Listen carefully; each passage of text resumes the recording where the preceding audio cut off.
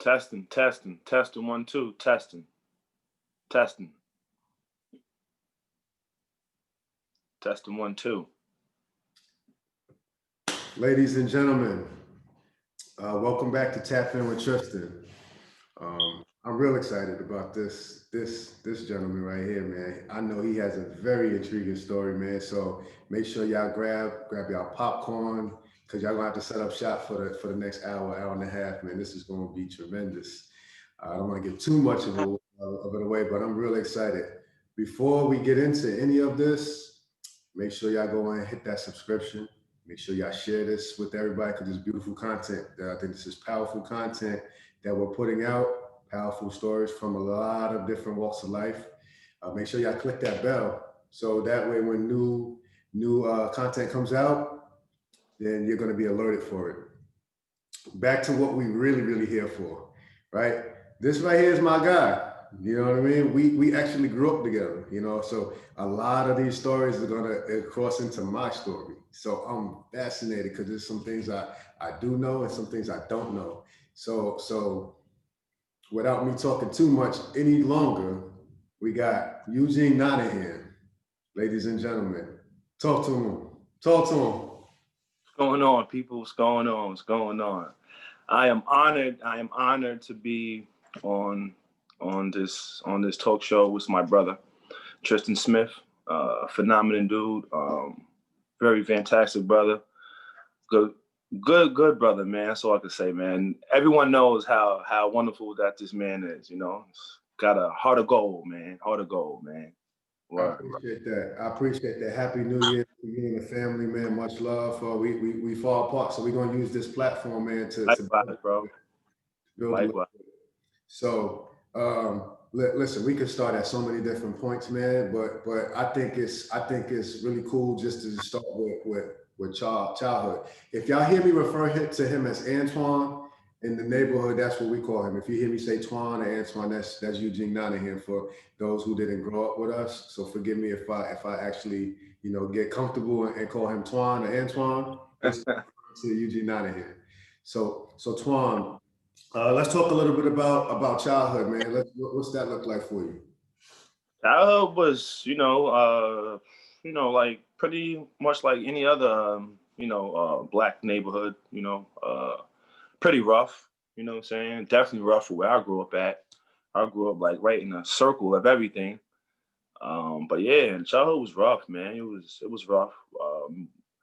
I made it the best out of my situation. Sports was definitely one of them that kept me out of most of the stuff. But yeah, man, our neighborhood was just like any other urban neighborhood. So we're talking about, like, sports was kind of the driving force. And when did you feel like you kind of got into that? When did you get into sports and kind of just see that was as an avenue of some of the stuff that was going on around you? And what were some of the things going on around you? Well, I got into sports late, I want to say. Well, I'll say late, like 9. I was like 9, like when I actually like started playing organized sports. But as far as like the neighborhood sports, I was doing that since like 5, man, like 4 or 5 years old, outside, just running around, playing Killer Man. What's that? Killer Man. I know exactly what it is. What's that for? Killer Man is pretty much, it's a bunch of guys, a bunch of your friends, neighborhood friends, one football, you know what I'm saying? And it's every man for themselves. Whoever got the ball got to try to make it to the end zone. You know what I'm saying? A bunch of guys, you know what I'm saying? Big, small, don't matter. You know what I'm saying? It don't matter the age either. You get close. The age don't matter, man. It don't matter. So tell them a little bit about where you grew up. What's the name of that area? Because we got different pockets of places in North and South Amityville that make up Amityville. What's your direct area that you kind of grew up in? I grew up off of by the firehouse, North Amityville, off of Harrison. Actually lived in an apartment complex called Empress Plaza, which we call it the Plazas. That's where I pretty much grew up. It's surrounded by Browns, like Great Neck is over. Albany Avenue. You got Smith Street. you got like all the rough, like all the rough areas, that you can possibly grow up at, you know what I'm saying? So it's like, see all the drugs, see all the gang banging, see all the nitty gritty stuff that you shouldn't see as a kid, you know what I'm saying? But it's can't help it because it's right there in your own backyard, you know what I'm saying? So How do you feel like that shaped you, boss man? Like we're talking about, because you said you wasn't really doing anything like organized till 9. So what about that early period? You know what I'm saying? Like you're seeing some of these different types of things. What's your thought process um, handling that? What were some of the ways to handle that? Or did you just really put that away and just do what you could? pretty much just mind my business, you know what I'm saying? Didn't apply to me. I wasn't trying to get involved at that age. I definitely wasn't trying to get involved.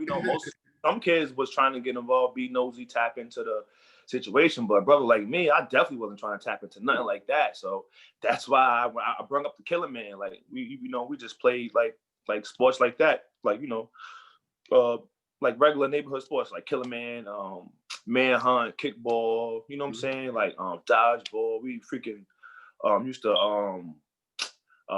like do track and field in the plazas because we had like all the separate fields. So it just was the plazas, man. It was just the plazas was everything for us as kids. Like you know what I'm saying? Yeah, I knew no different. You knew no different, but being that say you're in a community amongst yourselves, y'all form bonds with one another. Is that fair to say? Like all of the different guys and girls that you grew up with. No, definitely. We formed those bonds, and that's what kept us from blocking out all the negativity that was around us. You know what I'm saying? Because we didn't want to be involved, so we found other things to do to keep our attention away from that. Like you know what I'm saying? That was fun to us. You know what I'm saying? So and when it came down to it, it was some type of sporting things that we was doing, whether it was just running around, playing tag, whatever. Like I said, it was kickball with a ball, baseball. You know what I'm saying? And we also had some of the older guys that was doing sports, like Tayron Carpenter, RIP my man Joe Vigidros. Who else was up in there? You got Glenn Brisbane.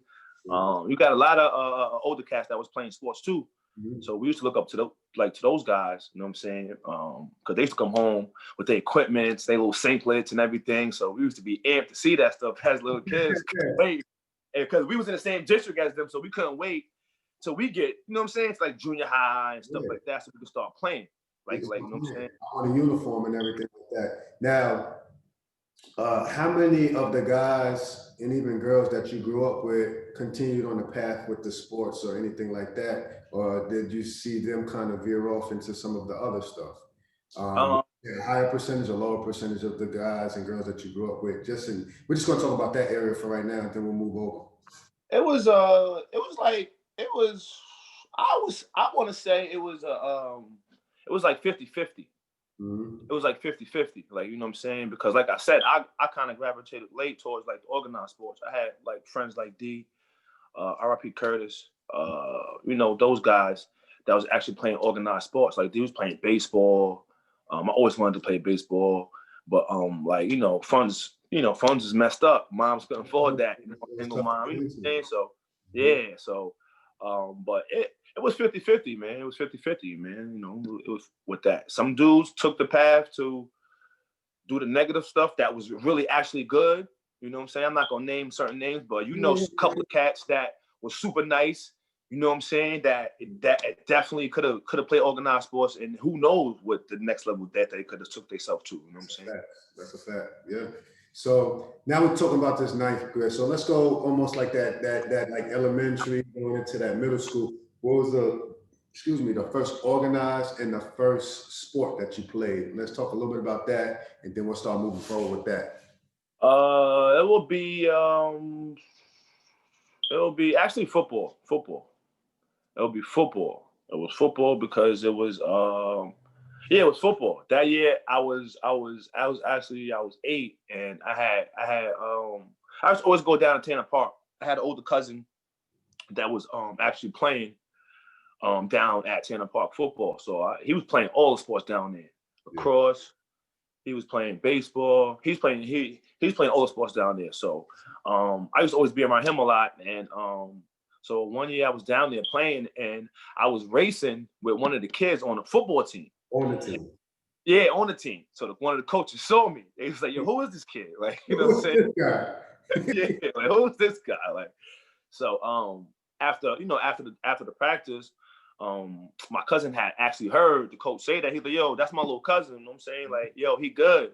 I never played football a day in my life. I just was fast. You know what I'm saying? So they was asking about me, did I want to play? Have I played? I told him no. So he asked me, did I want to play? I was like, yeah.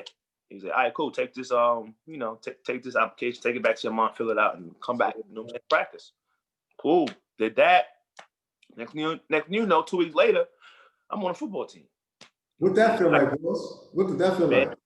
But it felt like, man, that was like the best thing ever to me. Like, you know what I'm saying? To have, like, to be part of something. Like, you know what I'm saying? Outside of my friends, outside of, like, you know what I'm saying? Like, did that like open up something for you mentally? Like, you know what I'm saying? Because you go to school and you come back to this environment. Did y'all do a lot of traveling outside of that environment at that age? You know, family wise, did y'all go see? No, yes. I definitely traveled a lot. My family traveled a lot. Definitely took me everywhere, man. I was all over, man. You was all over the spot. I was all over at a young age, traveling wise. Yeah. So back to this, man. It's like, man, I'm a part of something outside of just my neighborhood. Like, yeah, my neighborhood. Yeah. So it was like, this is kind of dope. And how'd you do with that? I did actually good my first year. I actually played tight end. I was tight end. That's serious, bro. They put me at tight end. They actually wanted me to play receiver, but I was scared. I actually was scared. I was scared of contact. You wasn't trying to feel like contact. I did not want that. I did not want that pressure. I did not want that smoke at all with contact. You know what I'm saying? I stayed away from it. Even with the hitting drills, I was going last, or I would act like I was hurt, sick. Every time I lost you. I'll come up with something because I did not want to hit it. Tight end. I did well plays around me just because I didn't want to play running back. And I barely did pass plays, bro. We ran like 2 plays, which was like a figure of 3 plays. Reverse, double reverse, and Statue of Liberty. Those are the 3 plays, bro. Playbook, getting it in. Those are the 3 plays, bro. We're getting it in. So now you're a part of something, you know what I mean, and everything like that. Elementary. Let's slide into that like. Oh yeah, I didn't mean to cut you off, but yeah, go ahead. Talk to me. But back to the CYO thing, it was a lot of other guys from the neighborhood, from different parts of the neighborhood, like Farmingdale, Copeg, Massapequa, like you know what I'm saying. Certain dudes was also playing at the youth league, so you start building other bonds with other neighborhoods. Yeah, exactly. Definitely. So yeah, now you start to network at a young age, man. And how was it going with the school and everything? Was you doing well enough in the school, elementary years? So we're talking about we was at Park Avenue. We was actually in the same class, bro. Mr. Kane. Mr. Kane. Oh man, God bless that lady, man. We was in the same class, bro, and amongst a bunch of other class clowns. Facts, bro. Oh my goodness, same class, bro. So I kind of know, you know what I mean? How'd you feel about school, you know what I mean, around this part of time? Is it now? School-wise, I did not like school. I hated school, bro. Like school wasn't one of my big.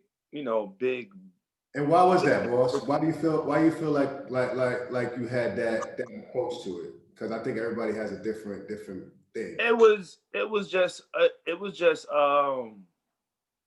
a living situation. Not because I was like poor or anything. It just was it's just like I said, my mom's was a single mom raising me, so she had to work, and she was a bus driver, so she had to be to work at 5 a.m. So she had to leave the crib for 4:30 in the morning to get to work. You know what I'm saying? So I basically in the morning I had to defend for myself, like get up, make my own breakfast, get myself, you know what I'm saying, make sure I got myself dressed on time for school, to the bus, things like that. Even when I got off of school, it wasn't that like guidance of like, make sure you do your homework, like, you know what I'm saying? Yeah. Like stuff like that. It was like same thing. I come home, I knew that if I wanted to go outside, I had to do my homework, I had to do my chores, things like that. But I'm not doing it. Like, you know what I'm saying? Like, I'm not doing it consistently enough. And yeah, I'm doing it, but I'm not doing it. Like, you know what I'm saying? It's like, come on, like my mom, she can't, like, it's the same way now. Like, I'm freaking, my son is like freaking 8 years old, the third grade, looking at the work he's doing. Like, what are y'all giving him at third grade? Like, what are y'all giving him? Like, this is like crazy. So I can imagine my mom when, you know what I'm saying, her trying to come in, check my work. She like looking at it, probably like, all right, cool, it's done. I see stuff on here, it's neat, whatever. Like, you know what I'm saying? Like, it's neat, bro. I see letters and numbers on there. We good to go. Yeah. Right. So yeah, I mean, and then it's like I'm trying to go out there and play. That's where you felt the most comfort level. I want to be out there. Yeah. Even with joking in class, like, you know what I'm saying, me being a class clown was like my comfortability from like my learning level. Like, you know what I'm saying? Now, I wasn't dumb, but it was like, you know, being dumb. It was like also there's a certain comfort level, and I think this is something too inside the educational system. We got a lot of people that they're not dumb. They just don't see the value because they don't gravitate towards that information as being vital to their life. Exactly. So it's like, what do I even need to know this for? No, yeah, then become uncomfortable for yeah. And then it gets highlighted because it's like you need to know this, but like, I don't even know why I need to know this, and then I'm not good at it. So you start either acting. Now you're shifting, trying to shift the fact of you need to know it, but I don't want to do this. Y'all asking me this in front of the class. I don't really want to do it. You know what I'm saying? What do I need it for? Most of the information I'm going to forget. So you have that. So it's very unique because I personally think everybody has a different gift and skill set. So you have some people that might be really good with their hands, car mechanics and building stuff. They're like social studies, man. They're just like, you know, reading in English and stuff. I just need the bare minimum, but I'm good with my hands. But I do all these things. That was my mindset right there. You just said it. Key thing, bare minimum. Like, you know what I'm saying? I knew the bare minimum. I knew the bare minimum. I knew what the bare minimum was. I'm like, I can do the bare minimum. Like, I can do the bare minimum. So that was my thing. As long as I'm doing the bare minimum, I'm fine. Like, you know what I'm saying? And I became accustomed to that, like all through school, just doing the bare minimum, not giving it my 110. Like, you know what I'm saying? Not putting my all when I know I should, just doing the bare minimum. Like, you know what I'm saying? That came my comfort, like just doing the bare minimum. That's became your comfort. So now we're going into the middle school years, dude. What's that look like? We at Edmund W. Miles Middle School, man. There's a lot of mixture of personalities in there. Yo, that was like, I want to say the most scariest time at first. Like my first year, like our first year. Yo, like that junk was the most scariest. Like I ain't gonna front. It was. I didn't act scared, but it was just again, man. Just to walk to school was scared. Like it was crazy. I'm getting my sneakers ripped off my feet. Like, you know what I'm saying, at any given time, like get cut, whatever, just because of stuff I was wearing, just because I had to walk through certain, you know what I'm saying? Through the area, you cut through the back, back of the street. Crazy, bro. Crazy. Saw so many fights, saw so many things that happened just in between the walks, like, you know what I'm saying? Like crazy, bro. You got like a 10-minute walk. You're doing like a 10-minute walk, but you hitting all of the areas where there's a lot of, you know, there's a lot of like emotion festering. So there's a lot of lashing out at each other. Yes, that was a lot of that. It was a lot of lashing out at each other all day long. It was crazy, man. It was sick, man. It was just, again, that's why, you know, like I said, at first it was real, it was real intimidating. But, you know, again, as life is, either you going to adapt or you're not going to adapt. You know what I'm saying? So we had to adapt. I know I had to adapt. You know what I'm saying? I had to adapt to it, bro. Yeah. And for those who don't know, I would say around this time, like 7th or 8th grade, my aunt and my uncle, my mother's brother moved 2 doors down from you. Facts. So in that seventh or eighth grade, I can't remember which one it was. I was over there more. That's a fact. More often. That's a So fact. we started bonding even more because of my family going over. That used to be the Friday night spot. You already know. You already know. That was the Friday night spot. That was the Friday night spot. And then not only was that the Friday, your house was the Friday night spot. That's a fact, bro. So you know what I'm saying? Like we got Friday night spots in the same complex. Fact. Lot, you know what I'm saying? A lot going on. A lot going on, bro. You know? A lot going on. So sixth grade, we couldn't play any sports, right? We couldn't play in sixth grade. We had to wait till seventh, eighth grade, right? I think you was playing. I don't know what year. I was playing St. Martin's, and I think this is where we started to we got you. Yeah. I think we got you in seventh grade. Seventh grade. In seventh grade. Rick was sixth grade. You wasn't playing. Yeah. That's exactly. I played. Y'all got me in seventh grade. Cause that's when I played with all y'all.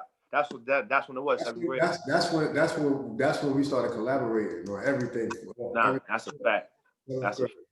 So what did that look like, bro? Now we're representing Amityville, seventh grade on. What did that feel like?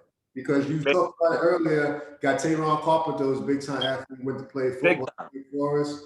He coming home with his gear. You got Glenn, you got Joe, you got guys coming on with their uniform. You got Rob Carpenter, his uncle coming through. You know what I'm saying? He had a Super Bowl winner. You got guys. So you're like, I got my uniform now. What that feel like? Bro, it was, again, man, to have another uniform and actually a basketball uniform was like amazing to me. And to be a part of y'all, because I idolized that. Because again, we was all from the same neighborhood, and I used to see you guys play because I used to go to the games. I used to go with Darnell, and I used to, be in the crowd watching y'all, and like wishing I could be out there with y'all too. You know what I'm saying? And then it finally happened, so that was dope to me, man. Again, I was happy. You know what I'm saying? It just made it make more sense. Like, yo, like this is gonna be my way out of here. Like, that's this how you felt. You felt that around that seventh grade when you put that on. My way out of there. Yeah, this is gonna be my way out of here. Sports. I don't know what sport it's gonna be, but this is gonna be my way out. Like, just playing sports. Like, even getting to college. Like, you know what I'm saying? I was like none of my family graduated from high school, like except for my mom's and my aunt, my cousin on my mom's side. Nobody on my nobody on my dad's side graduated. I was the first person. You the first. You know what I'm saying? Yeah. That's wild, bro. So now you got this dynamic, and we was on some pretty good teams, man. There's a lot of good talent coming together at the same age. So I can attest to that. So I was super fast, man. Yeah, we were good. And now you're in seventh, eighth grade with this thought process. Did you have anybody kind of helping you, guide you with the sports, and then with everything else? You say that your mom was doing her thing as far as just providing as a bus driver, so she was in and out a lot. You know what I'm saying? She had those working hours. Yeah. And then now, what about Dad? Was he coming in and supporting you on with the sports and all these different types of things, or he was kind of not around? Tell us a little bit about that. Nah, Dad always been Dad always been around, just like Dad always been in my life. He always been around. I just unfortunately didn't have long memories of my mom and dad actually living together.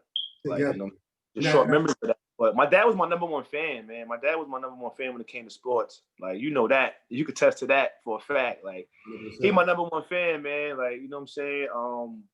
Again, he did his best at what he knew how to do. You know what I'm saying? Like I said, he dropped out in 11th grade, and he was one of the top athletes in Amityville. He went to Copac, you know what I'm saying? He was good at football as well. He was one of the best football players on Long Island as well, man. But again, it's just, you know what I'm saying? It's the streets got the best of him. Yeah. You know what I'm saying? The streets definitely took his dreams away. And that's kind of something, kind of also why like the negativity at that age, like at an early age, I didn't want it because, you know, I kind of knew what it did to my dad. Like, you know what I'm saying? So I kind of, you know, stayed away from that. See That's that why. as an example, and you was like, you know what I'm saying? Like, I don't want that for me. You know what I'm saying? I see my dad go through it. I see it in a lot of other people that I know go through it. Mhm.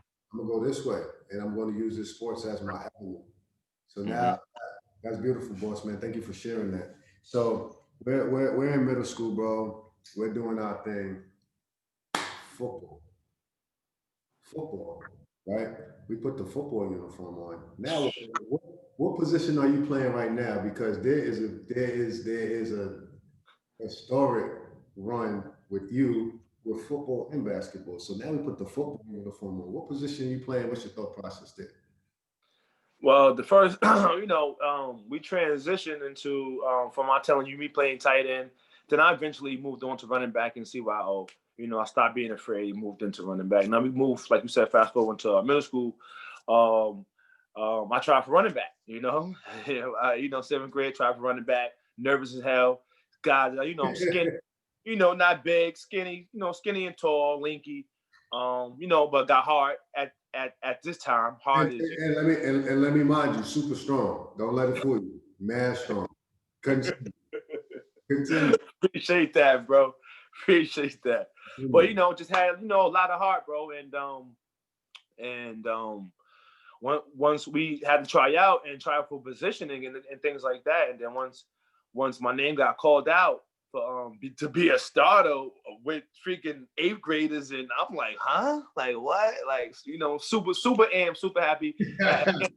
Motivation level was already here. Now it just goes even higher now. Like, you know what I'm saying? Like, I just feel like, dag man, like I can play, like, you know, with some of the best. Like, you know what I'm saying? I feel like a youngin, but I'm playing like you too. You was a starter too. It's like, yo, we playing with freaking With the big big boys. dogs. Yeah, playing with the big boys. Yeah, we with the big dogs right now. That's a fact, bro. That's a So fact. there's a feeling of excitement. There's a little feeling of like, man, nervousness. But I think there was also like, let's get it. No, all day, let's get it. You know what I'm saying? All day, let's get It it. was, let's- But it that was was- the pure beauty of us, because even when it was fair, we took it right out of one another. Like, you know what I'm saying? So again, man, that was the beauty of all of us. we held each other accountable for to a certain extent, and we hated losing.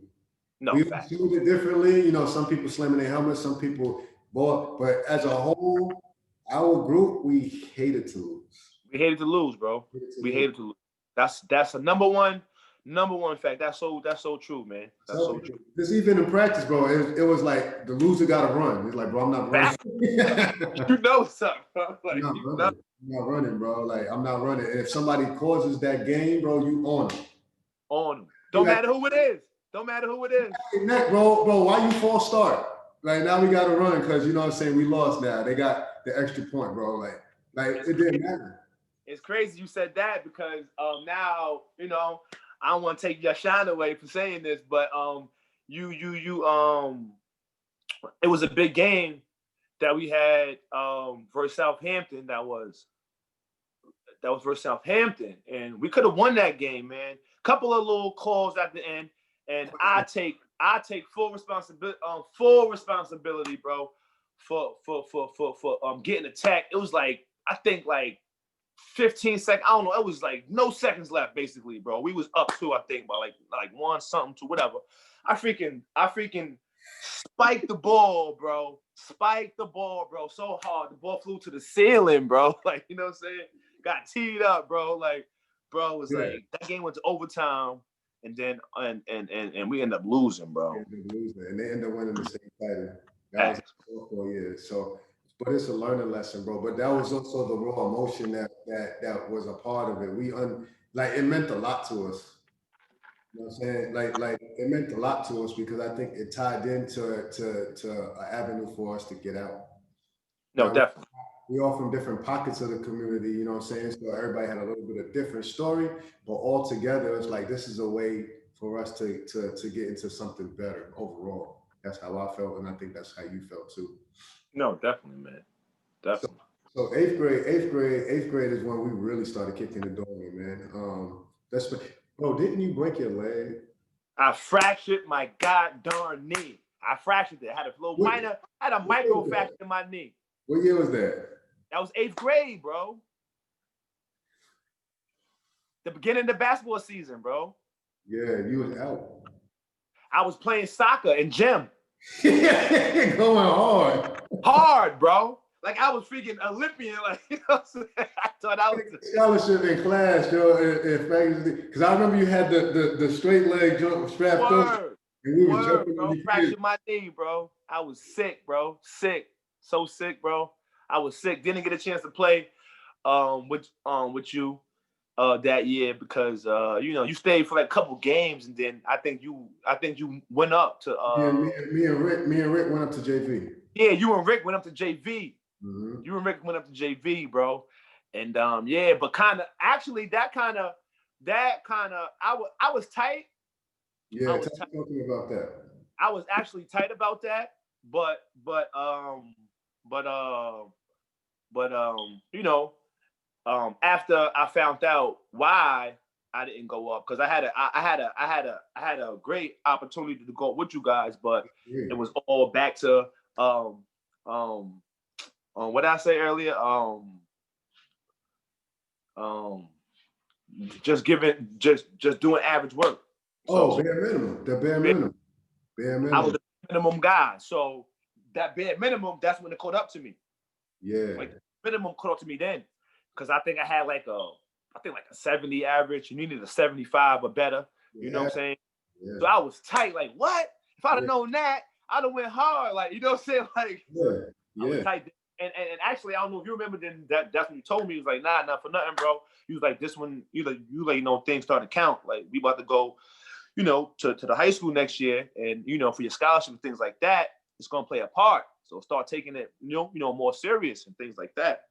And that's when, like you said, you was coming, you know, to the plazas a lot. And then plazas a lot more. You was thinking a lot. So you was coming to my crib, you know, I was going to your crib, you know, we spent the night, like things like that. And then you was helping me actually, you know, working with me with studying, you know, giving me like study strategies and things like that. So word, man.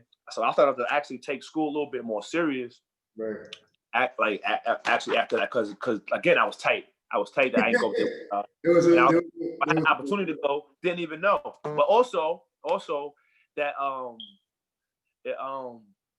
it kind of elevated me with basketball, because I didn't take basketball that serious, even though I say I was good. I don't think I was that good, like at that time. But I started to take it more serious then. Like, you know what I'm saying? Because simple fact, I'm like, I could have went up in the 8th grade to what's the name, JV. Like, wow, I ain't know I was even looked at like that. I'm just thinking about football. Like, you know what I'm saying? Same with me, man. I was like, when they called me up, man, I was like, what? So yeah, we get there's some parallels in our story, bro. So now you're recognizing there is a blend of schoolwork. That's why they call it student athlete. Facts. I mean, even if you don't love it, there has to be a level of accountability to has to be. Has to be, bro. Yeah, and what it does, it also shows some discipline outside of, because a lot of times we gonna give 400 in what we like. No, fact, bro. If you don't like it, then it's kind of like but it shapes you even as an adult to give 400 in all of the categories, man, because there's a cause and effect. There's a pro and a con to all of the decision making. That's a fact. So 8th grade year, we was rocking and everything like that. We went like 8-0, 6-0 football. They couldn't do nothing with us. Basketball was popping, and I moved up. But 8-0 basketball too. Yeah, we was cooking up there. We was cooking. Like when I came back off my injury, I'm thinking that I'm about to be like sidelined, because we had a lot of good players, man. We had a lot of good players up there. So, but actually, to my knowledge, man, I was on the 18, you know what I'm saying? And he couldn't wait for me to come back. Like, didn't recognize that you was one of the top dogs. Yeah, in basketball, bro. You didn't recognize that. Did not, bro. No clue, bro. So no clue. So going into middle school and even high school, did you have any formal training as an athlete with weights, you know, with football, basketball, or just kind of Nah, see, here or there from your cousin and everything like that? nah. Weights. What is that? Like, what is weights to me? Like, you not formal training. What is that? I don't know. My formal training was running around in the hood, like, you know what I'm saying, freaking jumping over those fences, playing for manhunt, and trying to, you know what I'm saying, get away from dudes. Just like I was always competitive. It don't matter what I was doing. Like, you know For what I'm sure. saying. He was an I ultra. wanted to be the best. Like, I wanted to beat you. I didn't want you to beat me. Like, even in school, like with school too. Like with field day, like, you know what I'm saying? You know, you go with classes, going against other classes, like competitive. We want to win. We ain't trying to lose, like you said. We not losing. We Like, took crazy. Our fifth grade had to set some records, man. We was taking everything home. Peanut you hunt, already know. like the peanut hunt, 3-leg race. I think we won the sprint, you know. We won the tug of war. Everything. We swept that joint, bro. Yo, we lit it, bro. We lit it, bro. Yeah, we set some Park Avenue records, Mr. King's fifth. Yeah, I had no formal training, bro. It was just straight natural ability, man. God gifted talent, man. Just, you know what I'm saying? And being competitive, having that competitive mind frame, bro. Just, you know, like you said, hating to lose. And like, again, man, just wanted to compete.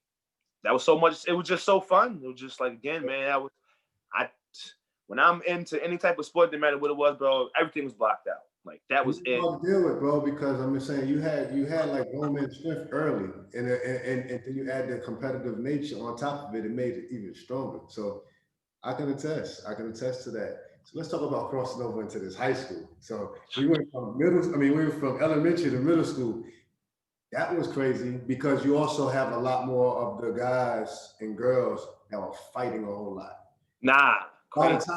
the time we get to high school, a good amount of them, they didn't make it to high school. Facts. So you kind of got a little different feel in high school, but it's still like there's people and they're older. We're in 9th grade, they're 12th grade. Talk about that, and then I'll chime in. And at that time, it felt like college. Like us going into freaking the high school at that time, bro. It was like college, man. That was like college, bro. Like you said, with all the older dudes and females and popular females, popular males, you know, all the jocks, you know what I'm saying? It was crazy, bro. It was just crazy, bro. We was coming in there, we like again, like short, like not short, but we thought we was tall. Now we like, dang, man, look at these dudes. Dudes, you got Henry Douglas walking around. Just about to say that, bro. Just about to say that's Henry. You got Oliver.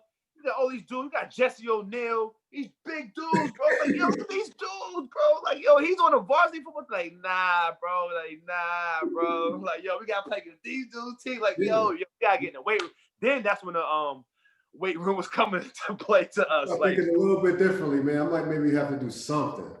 That's a fact. He was like, yo, we gotta do something, bro. We gotta do a little bit of something. But our class was different. No. Overall class, I really felt when we came in there, we got a lot more respect than most 9th grade classes, starting at just like from the jump. We had a little bit of everything. Man. We had the clowns, we had the jocks, we had the smart people, we had fighters, dudes that can fight. We had a little bit of everything, you know what I mean? Dudes that can dress, you know, pretty everything. Dudes that was rapping. We had a little bit of everything. Yeah. We covered all angles, bro. Like, all the boxes was being checked by class of 2001, and we came in there, and little do we know, we was getting a bit more respect earlier than. So, you know, within the first quarter of the school year, we started shifting out how we was walking. Exactly. Exactly. We came in the homecoming. I think we won the homecoming, bro. Like we looked at you on. Now we did. I think we actually won the homecoming. 9th grade. We won. Yes, we did. We freshmen. We won. We won the homecoming. We won the homecoming. You know, they had the sections there. We won homecoming, so it was like we kind of kicked in the door. Pep rally, bro. Came first place. 9th graders. We came first. But then that gave us an extra level of confidence because now we're going to start playing sports. We're playing sports, football. we weren't really allowed to play, you know what I'm saying? Unless it's like a special case. I feel like you could have easily moved up and participated in varsity. We played 9th grade and was smoking everybody. If they would have, if you know, I would have definitely moved up. You was coming up as well. It was a couple of that was coming up if they would have made the playoffs, but you know they didn't make the playoffs that year because we cooked. We Smoking teams, like we cooked, bro. We cooked, bro. Ag was our football. Ag was our coach. Ag was our football coach, bro. Like, come on, bro. Bro. We did straight I forgot what that junk was called. We just straight snapped to the guy, bro. Short punt. We were playing a short punt offense. Yeah. It was like a wildcat. Facts, bro. I think Rick played quarterback. Rick played quarterback. We was like in a wildcat. And we had so much fun, bro. We had so much fun. Yeah. At that moment, I was like, yo, yeah, I'm like, yo, we gonna be something. I know we was gonna win. I didn't know what year we was gonna win, but I know we was gonna win something. I knew we was gonna win something. And I definitely believe that, T. Facts. I did too. So now how's the home situation and the grades looking sliding into the basketball season? Because we was on varsity as freshmen. No, it's a fact. At that year now, actually my grades is like in B minus, like 80, 83 range. Mm-hmm. So I'm stepping my joint up. I was trying to reach for that honor roll joint, you know what I'm saying? So my about the end of that, I was like, I had like an 83, man. I just missed it. I was just shy. So grades good. Like you said, went up to varsity for basketball. That was again, man. At that moment, I did not believe that I was ready. Not saying ready. I ain't gonna say ready. I didn't believe that I deserved to be on varsity basketball. You wasn't thinking of that. Yeah. You was thinking JV. Facts. All day. I said, I'm gonna go to JV for 1 year, get my skill set up, practice on a couple of things that I wanted to practice on, get better, you know what I'm saying? Offensively, I want to get better offensively. So that's why I wanted to go to JV, you know what I'm saying? And just kill. Yeah. And then by 10th grade, I'll be way more comfortable with my offense, you know what I'm saying, than just be a rat. You know what I'm saying? That's how I felt. That's just how I was feeling. I mean, that's crazy, bro, because like you was naturally one of the top guys, maybe the top athlete, you know what I'm saying, in our class. And it's cool to hear you even talk about that situation. Like, man, I was having doubt that I was the guy. Definitely, bro. Definitely. So this is why. Look like I played with you, playing with Rick, man. Like, you know what I'm saying? Rick is underrated. Rick was a really good player, bro. And in middle school going into high school, he was the guy. The guy, bro. The guy, bro. He was the guy, man. He had a little bit of all of the skill sets. So like just us three, bro, that was big. So now we got that. We set the foundation in 9th grade. Our end of the season for basketball didn't end off well. We got upset in the first round. Yeah, that was crazy. That didn't sit well with us as underclassmen. Like, bro, this ain't supposed to happen. This ain't ever gonna happen again. And that's again, that was like a point setter for us, I guess. You know what I'm saying? It was like you said, we lost in the first round. So I think it was Miller Place. I think Mount Sinai. Yeah, Mount Sinai. Not at all, bro. Like, no disrespect. Like, but it was like, nah. Our talent, the talent we had, bro. Like, bro. We didn't get it done. And our upperclassmen didn't get it done because our roles were different right there on that team. Big time. Roles was way different. Big time. We didn't get it done. So that carried over because I don't know if you remember, but after the season, we had like a tournament. Ag set up a tournament, class versus class. Do you remember that? We was in 9th grade, and then the 10th grade team, 11th grade team, and the 12th grade team, and we won that. Well, I don't remember that. Basketball. They set it up because everybody was talking trash. Like we was confident. We the best class in this school. We didn't play in front of the school. Nah, it was just a little tucked off joint in the springtime. Oh, I don't remember that. I don't remember. Me, you, Rick, I think Anwar, like Joe, and a couple other guys, Billy Brown, I think. It was something like that. And we played, and they had like Henroy and Tyrone and all, and we beat them. Now it's starting to come back. It is starting to come back. Me and Telvis, they was in 11th grade. I think Devon Lucas was in 12th grade, and we set up a little tournament so we could settle it all. We won that job. I remember. I briefly remember. I don't remember like strongly, but I briefly remember because the reason why I'm saying I briefly remember is because definitely the Hemroy, and the I remember playing us playing Tyrone and them. And we got him. We was talking trash. That was a big thing. That was a big thing with us. Like that was a big thing because Tyrone was our guy, and then we was mad at him because he didn't help us get it done. Exactly. So we was going at his neck. Our guy. Facts. That was our guy. You facts, and we was upset with him because he didn't help us facts, bro. Yeah, he didn't play well. He didn't play very well, and we was like, man, you're not even ready, and we beat him. And we was fouling a joke out of Henroy. No, we was killing Henroy. I'm not kidding. Killing Henroy. We was killing. Henroy's big. Henroy was a freaking bro, man. Yeah. 6'4", probably like 230 a muscle. Solid 230, bro. Like that dude was, man. That dude was nuts. His real potential, man. He could have did something for sure. He was more talent, man, but really didn't know how to channel it. But it just shows you the competitive nature of our class. Going into 10th grade year, we on varsity now in both sports.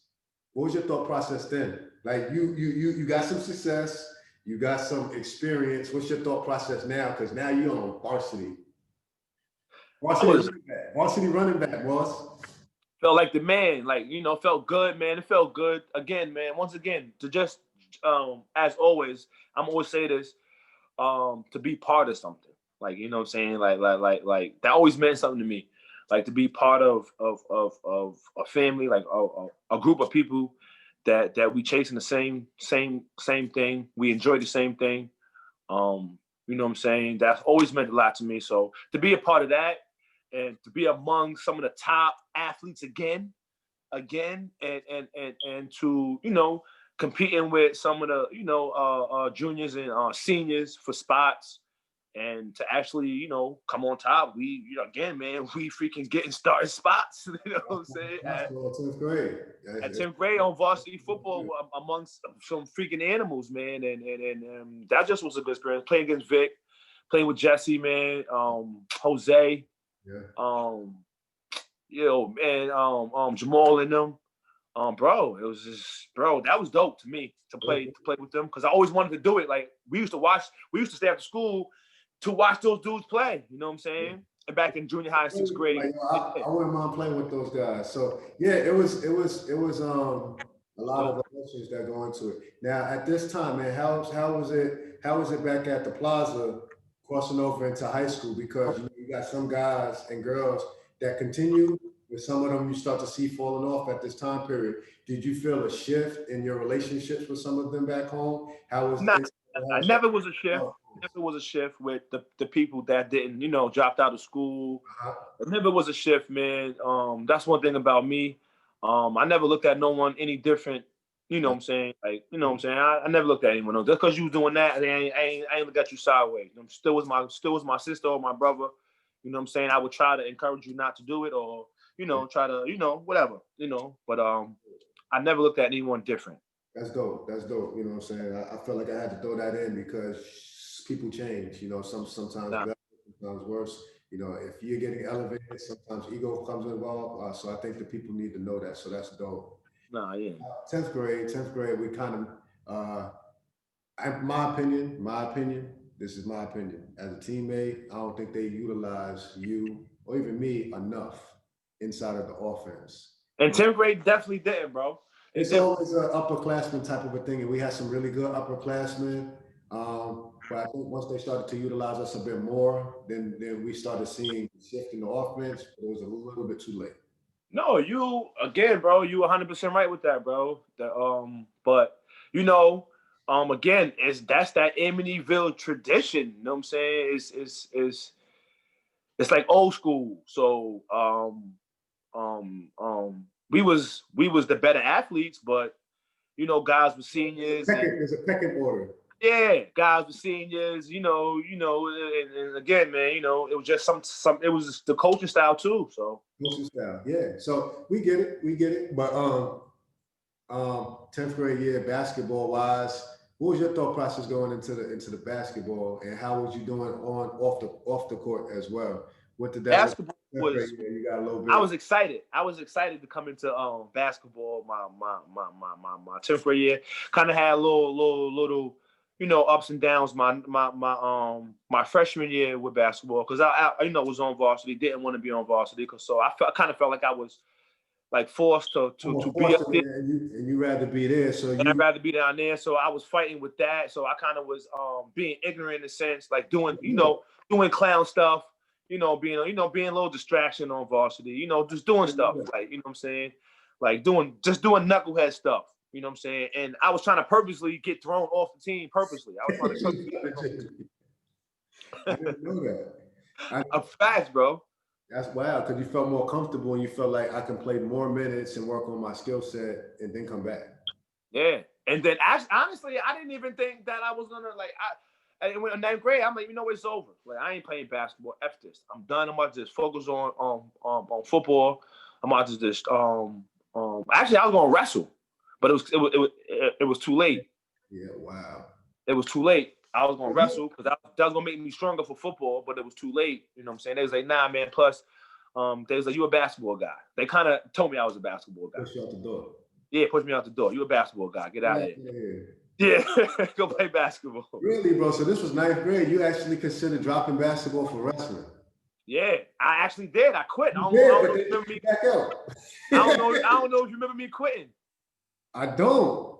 I quit on 9th grade. I quit. I was so tight because we go hard in practice. You know, practice, we killing in practice, going hard. Especially you. You was killing, bro. You was killing, bro, in practice. So we wasn't getting again. They wasn't using us right in 9th grade. I felt with basketball. Definitely you and Jay. You know what I'm saying? Was not using y'all right. So that used to get me upset a lot. Like, definitely, because y'all my brothers. So that shit pissed me off, bro. And I was like, man, nah, this basketball ain't for me. I want to go to JV. I talked to Ag about it. Like, I'm like, can you just let me go to JV? I don't want to be up here. I'm not getting playing time. I'm like, I feel like I'm just wasting time to just sitting here and practice. I'm practicing hard, but I'm not getting in the game. I'm like, I don't think that's fair.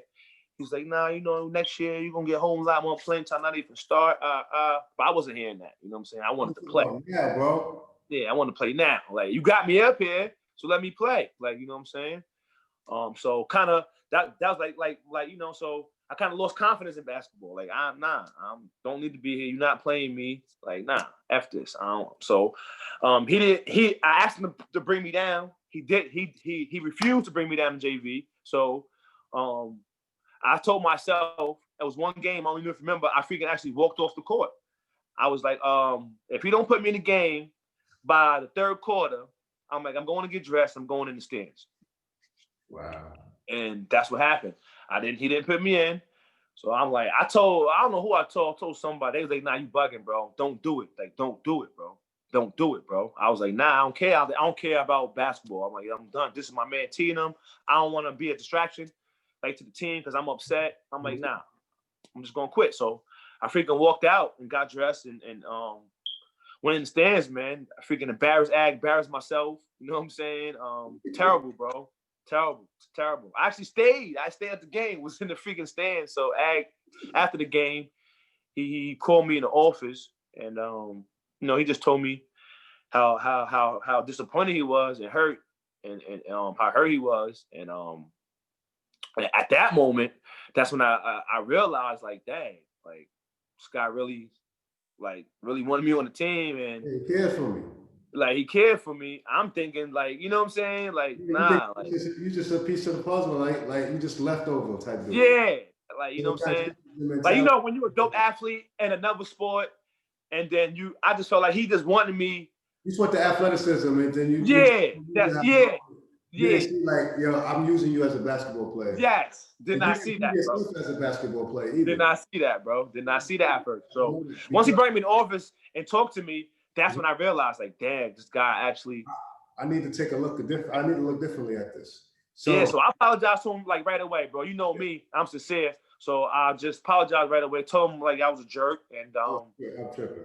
I was like, I'll do whatever. I'll do 100 suicides, whatever, in front of the guys. I don't care. Yeah. I'm like, whatever I got to do to get back on the team. Yeah. I'm like, you know what I'm saying? I said, even if you don't want me on the team, that's cool too. Like, I got to eat that. I was like, I got to eat that. Like, then, but he was like, you know, Ag. He was like, nah. Yeah, we're going to make it right. So now, sophomore year didn't end like we wanted in either sport. Now we're going into the junior year. What's the thought process here?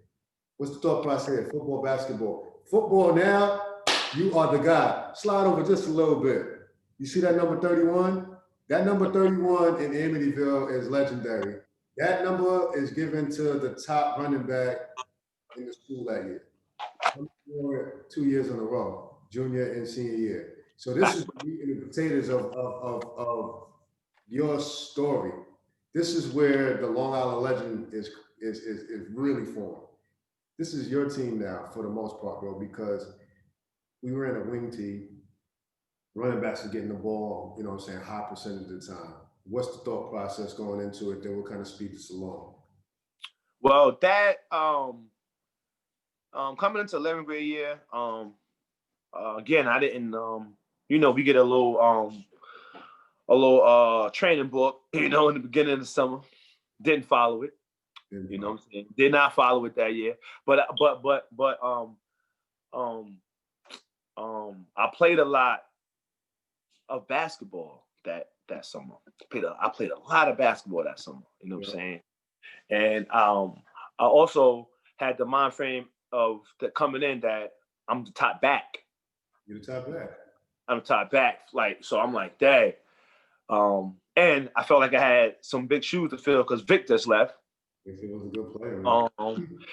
He had you know what I'm saying? We didn't have a good season like that we should have had with the team that we had. Like, you know what I'm saying? Yeah, for sure. So I was like, man, F this, man. We gonna do better. We had talks over the summer about our game plan with football. You know what I'm saying? I was like definitely telling you, like, gotta get more involved. Like, we gotta get you more involved. Because that's gonna open up for me and make it way more easier for me if we get you the ball. And again, that's what we did. In the summer, we practiced with ourselves, routes and things like that to get comfortable. You know what I'm saying? And then again, man, that year, I did not think that we was gonna, like, I didn't think we was gonna win. Like, I didn't have, like, I didn't think we was gonna win. The reason why is because of Com Squad and Huntington, bro. I'm like, dang, man. I'm like, even if we do get to the playoff, we're gonna have to play both of these dudes in the playoff, bro. And I'm like, well, how are we gonna get past them? Like, how are we getting past these dudes? Like, you know what I'm saying? So, but I knew that we always gonna have like good seasons, like far as that. I knew that. Like, I knew that, bro. Like, I knew that from. I knew coming into the summer camp, bro. Summer camp was good for us. Not only did we have a good season, ladies and gentlemen, we had a historic season. We had a historic season. This gentleman right here pretty much carried us to a Long Island championship, the first in the school's history. Everybody else did their part. You know, I played well at wide receiver. Billy Quest was big. Huge part, bro. You played a huge part. You know what I mean? So I opened up the field for this gentleman, and it was a pleasure to be a part of. It was a pleasure to be a part of, and we seen the community unite. All different eras, the white and the black, coming together at Hofstra. And I don't think we didn't even have a really good game against Garden City. However, we made enough plays and we got the championship. I still remember the catch that you made, bro. Monumental, bro. Monumental in our school's history, Long Island history. So now you're on the map, dude, with the football thing. Now you're starting to get that recruitment. What did that feel like? That was like, that was big, bro. You're getting letters. Bro, it was like, bro, that year, it was like, you know, we was getting letters from, you know, 10th grade year and now it's freshman year, but our junior year, man, it was like, because now you're I don't know if you remember, but going into your senior year, you're a Street and Smith All-American now. You're rated one of the top guys in the East Coast. I do No, remember. it's fact. That's fact. You know what I'm saying? So now you're getting letters, you're getting interest, and they're Bro, I'm allowing getting you to letters talk to from you. schools. I'm getting letters, calls from these schools that I could never. Name a couple schools. Name a couple schools that you remember in your 11th and 12th grade year. Uh, the man, Georgia Tech, Oklahoma, Florida, both of the Florida State, Florida, Arkansas, Auburn, UCLA, bro, you name it, bro, all of them, bro. The whole Big East, the whole Big East. Bro, like Maryland, bro, everything, bro, like, bro, crazy. What's your thought process, bro? Because now you a dude from the town, you're a dude from Plaza, and you get in these big time schools that are looking at paying for you to come there and participate. Just like did it like, was it mind blowing, or you just was like, eh? Definitely mind blowing. It was mind blowing because they was coming from the letters is coming to the school, letters coming to that coming to the crib. Like, it's crazy, bro. It's just like I go to the coaches like, yo, you got letters? Come get these letters from my freaking office. To go home, mom got mad letters on my bed. I'm like, yo, that's crazy, bro. So again, like, it was mind blowing, bro. I couldn't believe it, and just was super happy again. You know what I'm saying? Super happy, and just like I said before, I'm like, yes, this gonna be my way out. I have to, like, again, man, just make everybody proud. How was grades at this time? Because grades is still decent, man. Grades is still like like I said, B minus. You know what I'm saying? B minus still. Grades is still still pretty decent. Like, definitely pretty decent. It just my always during football and basketball, my grades are decent. Great. Yeah, it's after. It's always after. Always after, bro. That's when you get on that chill mode. So we also won our first title in the basketball. So we win both football and basketball for the first time in school history. Football was just crazy. Period. Because we went. You the guy in basketball. Bro, we got past Com Squad, which they I don't know if you remember. What I remember is they dogged us in the regular season. They dogged us like 28-12 or something. It was crazy. They dogged us, you know what I'm saying? And then Huntington, they murdered us. They killed us in the regular season. And it was so bad that our fans was tight. They had a fight. It was crazy. Dudes was getting knifed up after the game. Yeah, it was wicked, bro. So coming to the playoffs, I knew we was gonna make the playoffs. But I was worried about this. I was worried about Com Squad. So coming to Com Squad, we was in, bro. We had a good week. Everything. We prepped good. Had a good week. I felt good coming in because I don't know if you remember. We could have got out the first round our sophomore year, but I got hurt. I sprained my ankle. And we didn't get in. We needed some help because we beat Islip, and we needed one of the other teams to lose, and they didn't. So we came in 5th. Yeah, it came in 5th. Because we lost a couple early games, but then we started turning up after Harbor Fields, and we just missed it. So that's why I said it was a little too late. We was trending. We was gaining some momentum. That's a fact. We went in there, bro. We went into Consoir, man. They ran down the field on us. I remember I stripped the dude at the 2-yard line. You scored, and game was changed forever. That changed everything because that dude scores, man. It's good night. I think our confidence goes way down. I tracked dude down, stripped him. Somebody fell on our own 2. We scored 98 yards. You punched it in, and we got this. And we won. Then Huntington. We went out to Huntington. The scoreboard wasn't even working. There was something at all. That's a fact. No, I was a little worried that they were going to try to cheat us. They kept coming in and out. But I scored a touchdown. You scored like 2. And it was like, we got to have this because they was loaded. We got to have this right now, bro. This is our best chance. We got to have it. We was going back and forth, bro. It was an awesome game. Bro, that to me, that was the best. That was our best game, like as a whole team. Like Because it as a was whole team. overcoming. It was definitely overcoming. It was, yeah, we still there. It was overcoming that. There you go. It was overcoming that. So now we're champions, bro. We're champions in two steps. Now we're going into our 12th grade year, bro. We're gonna speed it up a little. We're going into our 12th grade year. You the man. You know? We're both getting looks. You know what I'm saying? Tilt your camera up a little bit so I can see your face. There we go. There we go, boss. So we getting looks now, bro. Like, I know for me, it was messing with my ego a little bit. Like, I'm the man now. I can't front. Man. Like, I'm the man. I don't know how it's making you feel a little bit. I was walking a little different. And we knew that we was going to win now.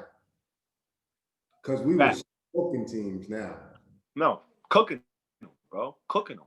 Long shots. Yeah, we smoking teams now. I mean, we got coaches coming in and out all the time now, taking us out of class. Long Island Championship game, Bethpage. They play this real spread out, something that you'll see in today's game, spread out, man. Well-coached team. You cannot make mistakes against this team.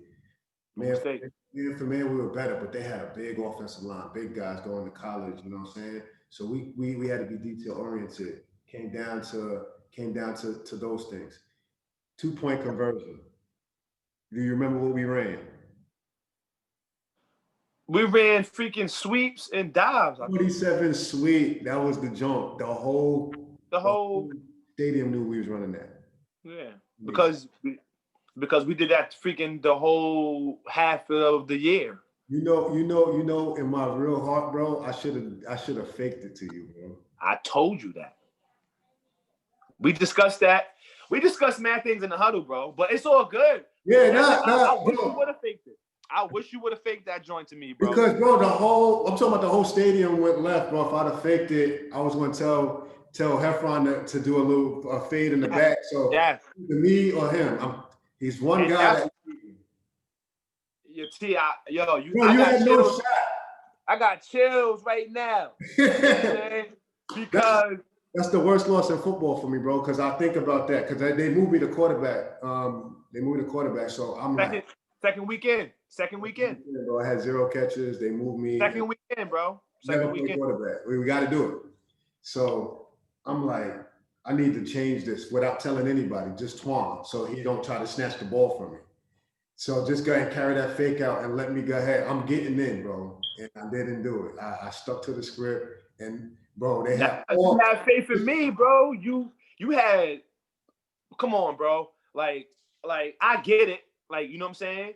Again, we did discuss that, John. You know what I'm saying?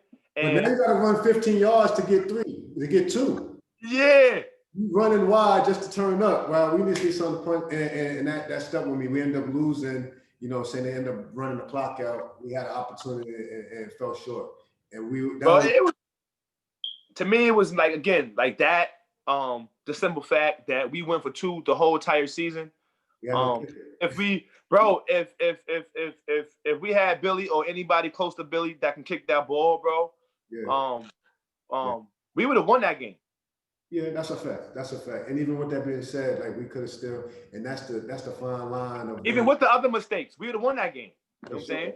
That game would have been. So it's we lost by 1 point, bro. 1 point.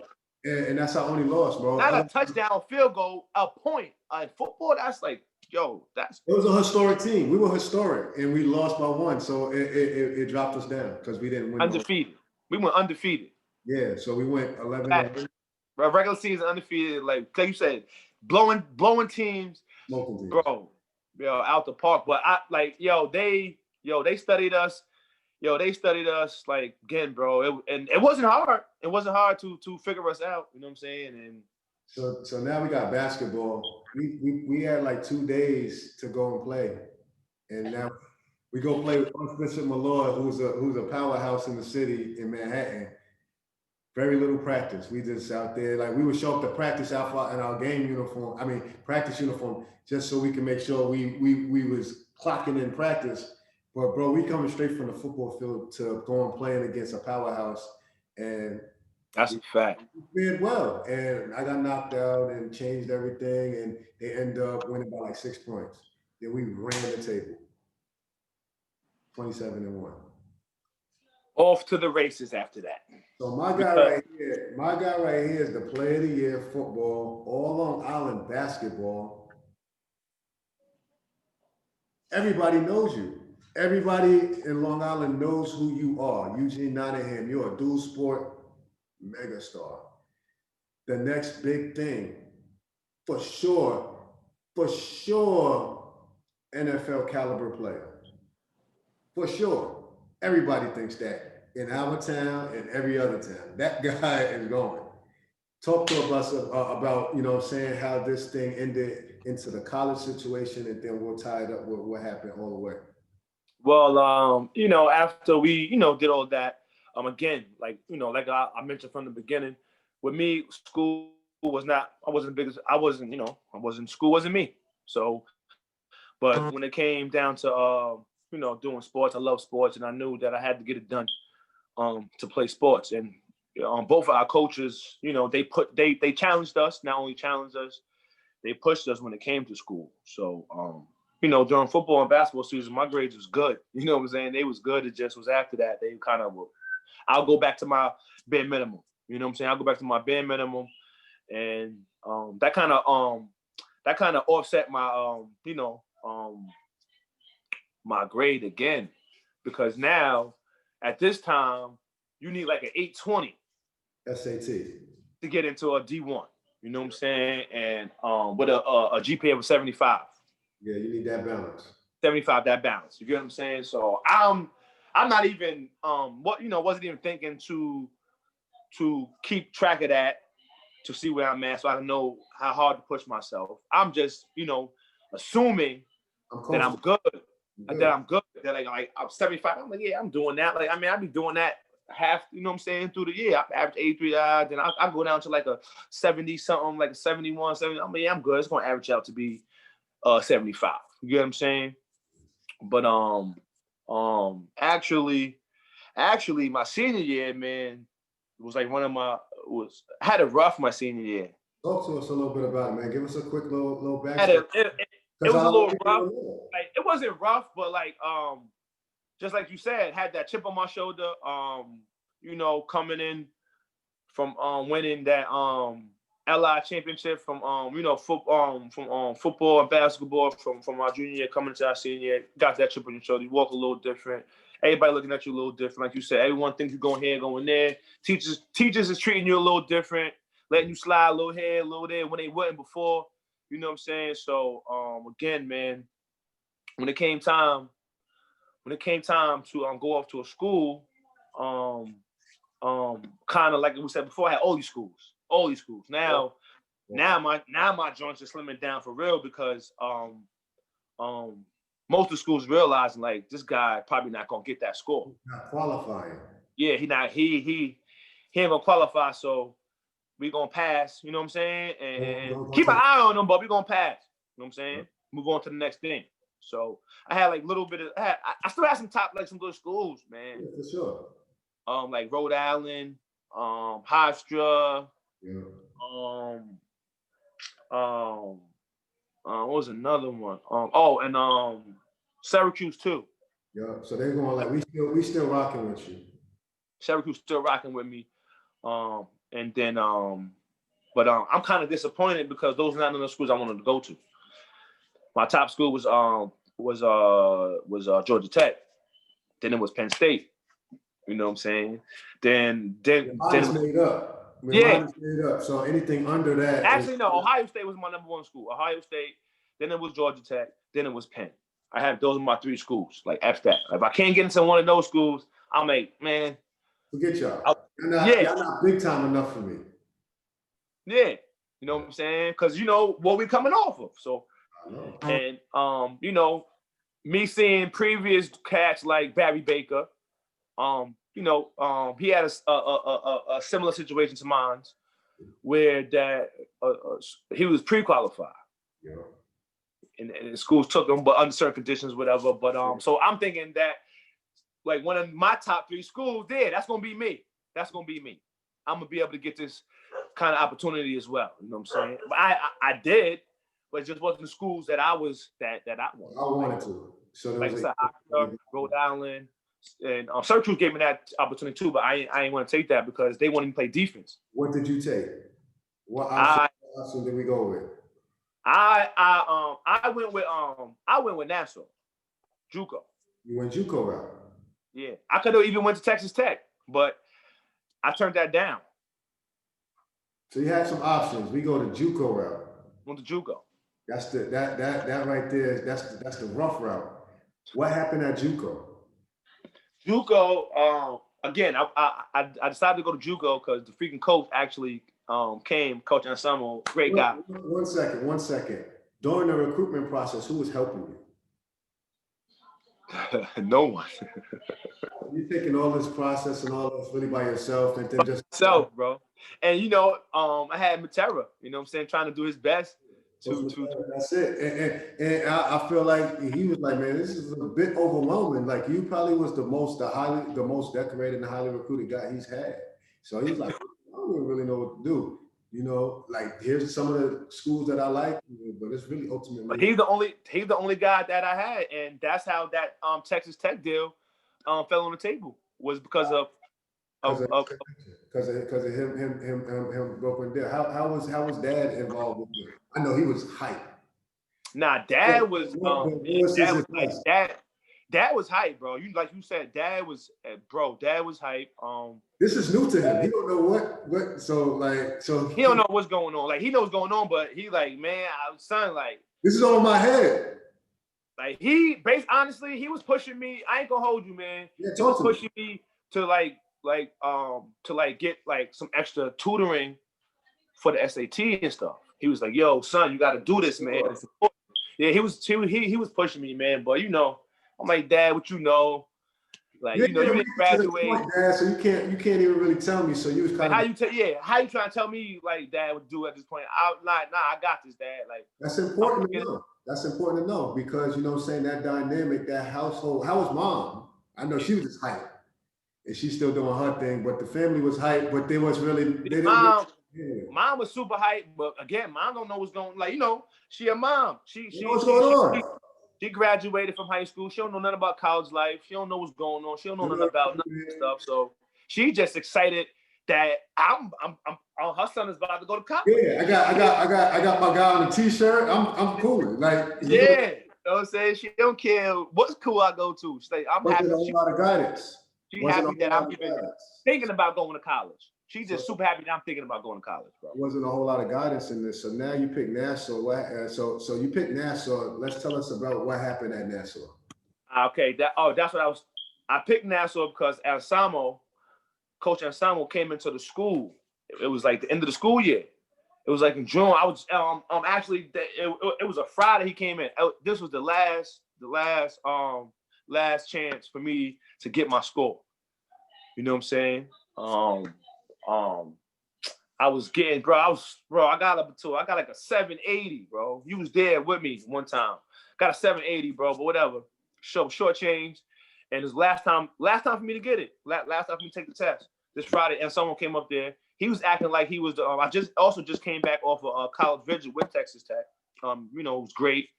Kind of was. I ain't gonna lie. My mind was being like, all right, I'm just gonna go out here to Texas, man. I'm gonna go take it. I'm gonna go out here. I'm like, I don't want to, but it's just. Yeah, but I'm gonna do it. Yeah, I'm gonna go out here and F it. I'm gonna just do it. You know what I'm saying? Also, it came in my head like, if I don't like it, I can transfer. Stay there, get my grades up, and just transfer. You know what I'm saying? Get up out of there. If I didn't like it, but again, if someone comes to the school that Friday, get a call out of class. You got a coach here to see you. I'm like, Coach, who here to see me? It's like at the end, they know what's up.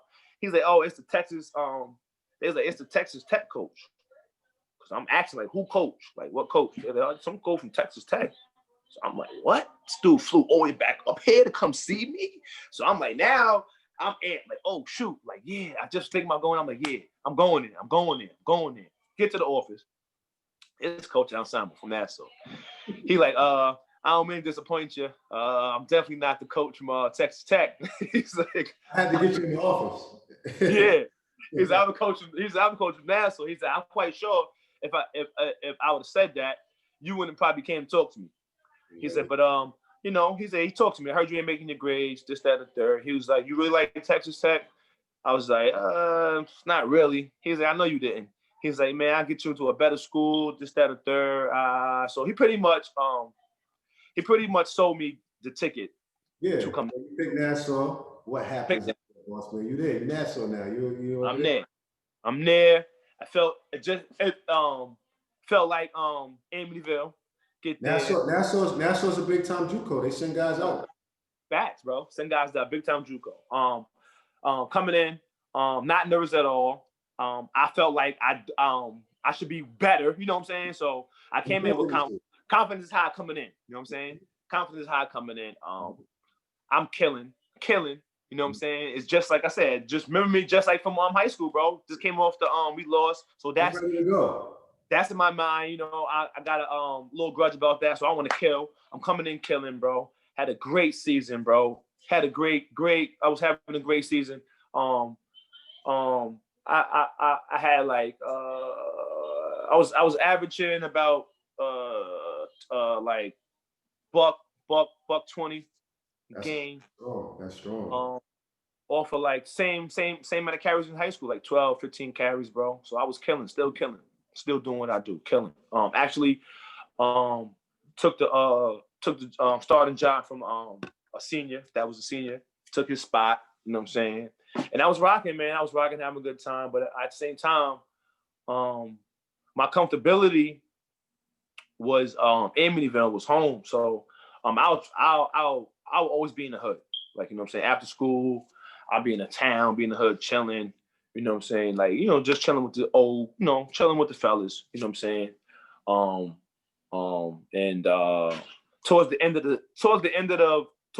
of the season, it was like 2 games left. We actually was just announced that we made the playoffs. You know what I'm saying? So 2 games left. It was a Thursday night. Without after practice, I decided to go home, like, you know, back to to visit the town. So I went there, chilling with the fellas, and I'm getting myself in some trouble. Yeah. Got jammed up. You know what I'm saying? Got myself jammed up, and actually freaking made the had news and made the freaking newspaper, made everything, man. In a nutshell, what happened? In a nutshell, just a quick little nut, because this is gonna help some of the young kids, boss. Tore my life apart, man. I got arrested for vandalizing and stealing properties from cars. You know, stealing car radios and RAM system stuff like that. So I got myself on some cars and stuff like that. Yeah, got myself in a big jam, and after that. Again, man, like I said, man, I was totally embarrassed. I was embarrassed. Confidence was gone. I just felt like, man, I just ruined my life. You get what I'm saying? The bag majorly. Yeah, I felt like I fumbled the bag majorly, but the support was still there. Coach Anselmo,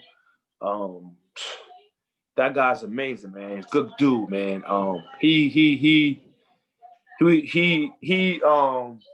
was there for me, and he actually made sure that I got myself back together and got back in school. You know what I'm saying? So I got kicked out of school, but got back in school, got myself back in school. But like I said, my confidence level was down. I got back on the football team. Everything, you know what I'm saying? Had to prove a lot. Had to go to night school. Had to get my.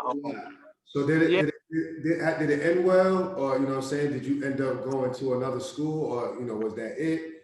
What happened? I went back to Nassau. What happened after Nassau? You know what I'm saying? Did you cook and then after that, again, man, my confidence was shot, and I ended up quitting.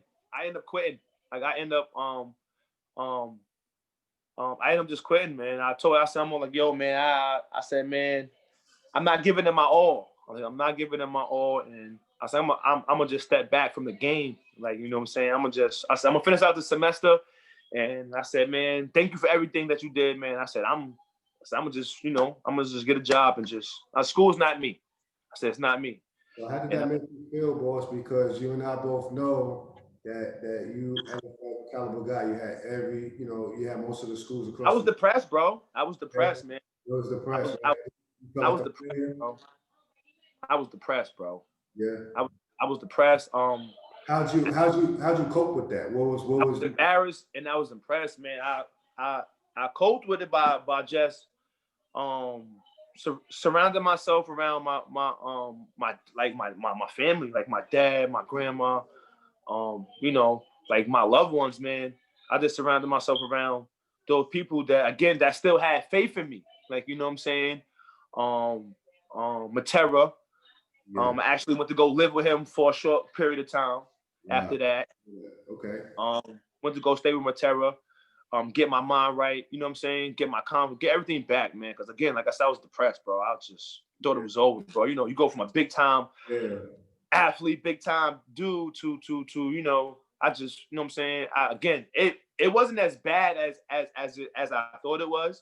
But it was bad for you at that time. It was bad for me, you know what I'm saying? It was super bad for me, and I didn't have like the right entourage to push me back to the sports. Huh? Put your camera up a little bit. Perfect. So you didn't. So now you didn't have the right entourage to push me back into the sports, like back into football. Like, you know what I'm saying? Go try again. So you never tried again. But football, no, never tried again, bro.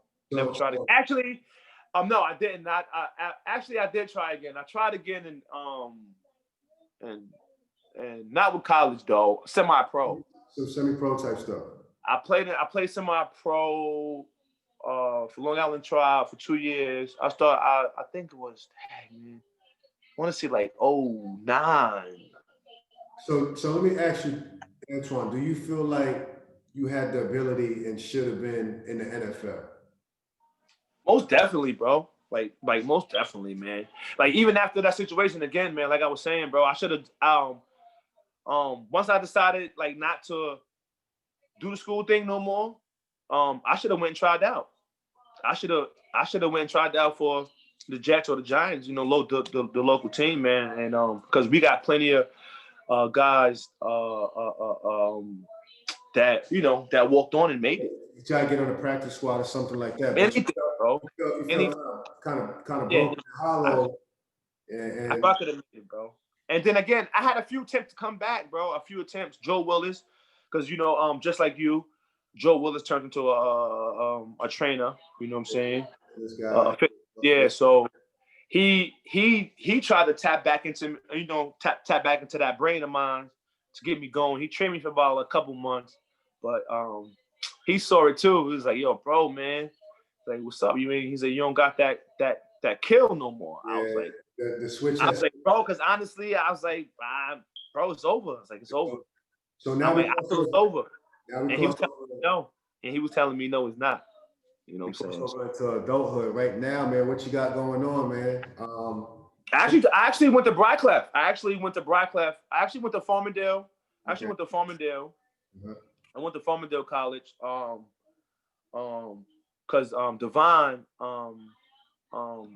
Russell brother was coaching over there, and I ran into him. He's like, "What you doing with life now?" I'm like, "Nothing, man, just chilling." He's like, "I know you still got it." I'm like, whatever. Like, nah. He's like, "Come on, man, just come practice with the guys. Went practice with the guys, killed. As always, that's my competitive nature." So he was like, "Yo, I'm gonna try to get you in Farmingdale." Like, yo, go get your transcripts from whatever school your last school. Got that. He was trying to get me in. Didn't work out. And then Bert. Remember Bert, right? Yeah. Bert heard about me and Devon, and he had some strings that he could pull, and so he was like, "Yo, I'm actually the head coach at Brickleffe. You know what I'm saying? Basketball." He said, "I heard you was over there working out. What's the name, man?" He's like, "You think you still can play?" Yeah. I was like, "Yeah." So he, took me to his facility, and I played with them, did well, and he actually got me in, man. I played over there. I played over there for like a year, You know what I'm saying? Again, with school, man, me in school, saying my grades. So now what we got going on, man? Fast forward to right now, man. Talk to us. Right now, actually, I got 3 kids, man. You know what I'm saying? Single dad with one of my kids. By choice, you know what I'm saying? By choice. My son wants to be with me, right. And I'm a guy, so it is what it is, you know what I'm saying? So, I actually got, I run 2 businesses right now. I run a clothing store with a brother of ours, Craig Dow. Me and Craig Dow. Where's that located, man? Just in case anybody wants to get some apparel, man. Put that. It's located in Lindenhurst. It's 125A East Sunrise Highway, Lindenhurst, New York, 11757. You can find us anytime from 10 to 10. We open 7 days a week. Come stop by, give us a visit. We also do custom embroidery. We do custom printing. We also do tailoring. And we also, if you need a stylist, we also can style you for events, whatever you need, you know. So you found that fighting spirit, and then you could have quit altogether. You could have quit altogether, and you pulled yourself up in the midst of despair, and you end up creating a business. You have some kids, and now you're trying to make sure you show them the way. So now I know you got some boys. I'm sure they're gonna be awesome at some sports if they definitely into that. Now you have some input to give them. You also have some support system that also travel a similar path to be able to help them. So that's valuable. So I want to just say, bro, you are the guy, bro. Like, I'm beyond proud of what you've become, because I know from my experience and even watching your experience how devastating it can be when you don't hit that level that you feel, and then that everybody else almost knows that you should have been there. It hurts. You know what I mean? It hurts, and some people go way left. You know, they get into alcohol, drugs, and they never recover. So that's why I was asking you, how'd you cope? Because you coped well enough to where you can turn that corner, and man, I'm hats off to you. It's a blessing to see it, because you're my guy, man. And it hurt when you went when I seen the situation in the paper. That hurt, because I'm like, it's gonna be hard to bounce back from this. It's gonna be hard to bounce back from this as far as the football aspect. I'm hoping that he can stay strong enough to create something else, or allow the other opportunity to take forward. So, bro, you're a legend in Amityville. You're a legend in Long Island. That can never be taken away from you, ever, ever, ever, ever. So our job is to use this platform to educate and to motivate these up and coming kids, because it's difficult. It's difficult. There's a lot of obstacles that come with it. There's a lot of moving parts. Even when you're successful, nobody helps you during the recruitment process. You know what I mean? And you made some decisions to fumble the bag and making it more difficult for you in the classroom. You know what I mean? So there's like, dang, I had some part to play in that, and some of it is by circumstance. So I just want to celebrate you, boss man. I really appreciate you sharing this story with us. And for anybody else that has any comments or questions for Eugene Nottingham, make sure you reach out to us, because then we'll get it back to him. I'm just going to ask you a handful of questions and we get out of here. We ran a little bit longer than I would like, but I don't care. This stuff needs to be told. This stuff needs to be told. It's a one-time thing, and I also want to celebrate you while you're still here. We got people that we're losing, Appreciate you. In this pandemic and other things, that we don't have a chance. So, man, I just want to say I love you before anything. Word. That's love you too, man. You my guy, forever been my guy. You've been a real stand-up dude your whole entire life. You never switched up on me. You never changed, bro. You've been a good brother to me, man. And I love you too, T. You know that, bro. Always, bro. So let me ask you, what's your biggest what if? You know what I'm saying? I'm not going to use the word regret anymore, but what's your biggest what if? If I would have did this or said this, what do you feel is your biggest what if? My biggest what if is like, what if I would have went to Texas Tech? You know what I'm saying? I feel like if I'd have went to Texas Tech, my career would have been exactly what we spoke of. You know what I'm saying? You know, me being in the league, you know, Is that and you know, probably have that story to tell as well. But you know what I'm saying? So what would you say your best moment was? My best moment. A lot. You had a lot. You had a lot. But which one rings out for you? My best moment. My best moment is shucks. That rings out. It's a lot, T. So I know. Yeah.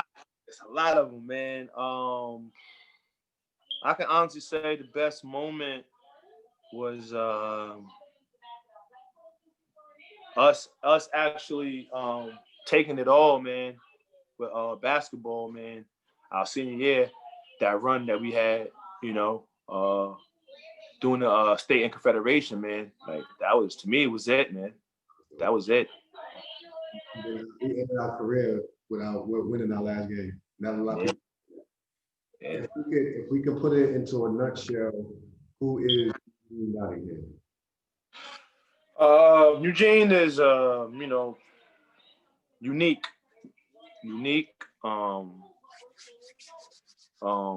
humble, loving, very caring.